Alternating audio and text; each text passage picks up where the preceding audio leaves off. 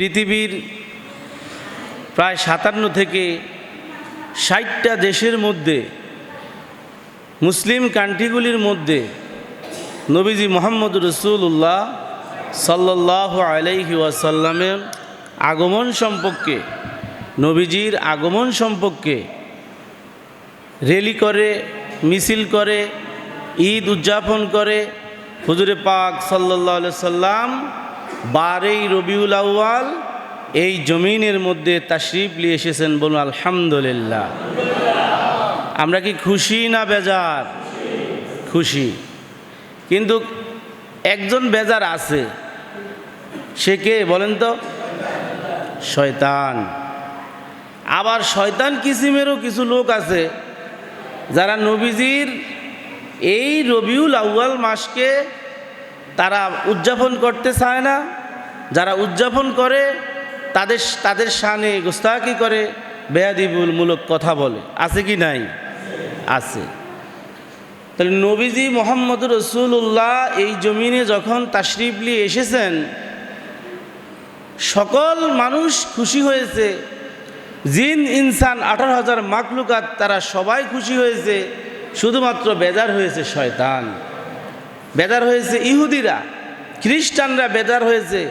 কারণ তাদের সেই কিতাবের মধ্যে, তাওরাত জবুরের মধ্যে লেখা ছিল এমন একজন মহামানব এই জমিনের মধ্যে তাশরিফ নিয়ে আসবেন, যার পিতা নাম হবে আব্দুল্লাহ, মায়ের নাম হবে আমিনা। তিনি কুরাইশ বংশে জন্মগ্রহণ করে আসবেন।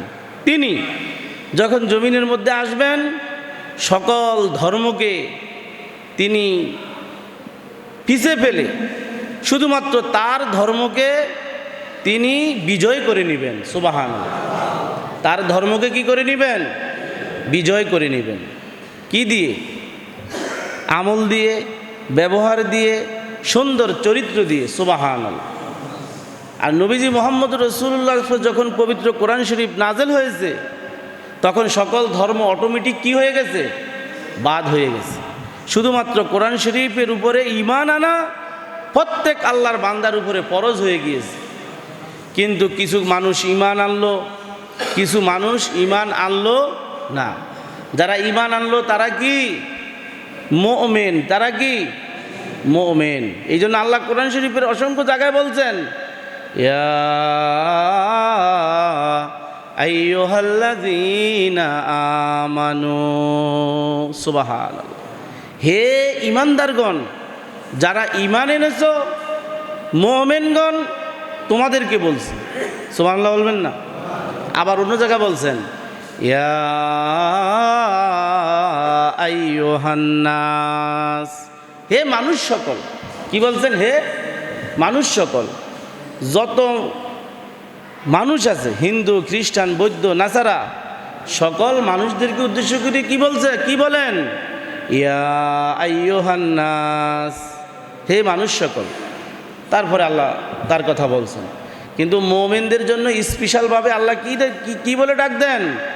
ইয়া আইয়ুহাল্লাযীনা আমানু, হে ঈমানদারগণ, তোমরা যারা আমার আল্লাহর উপর ঈমান আনছো, ইত্তাকুল্লাহ হাক্কা তুকাতিহ। সুবহানাল্লাহ। আমার আল্লাহকে ভয় করো, ভয় করার মতন ভয় করো। কে বলছেন? আল্লাহ পাক এভাবে মুমিনদেরকে বলে।